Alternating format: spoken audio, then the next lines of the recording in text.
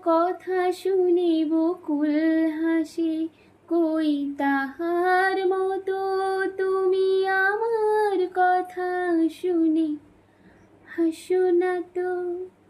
ধরার ধুলিতে যে ফাগুন ভাসে, কই তাহার মতো তুমি আমার কথা শুনে আসো না তো। আকাশ পারে ওই অনেক দূরে, যেমন করে মেঘ যায় গৌরে। আকাশ পারে ওই অনেক দূরে, যেমন করে মেঘ যায় গৌরে।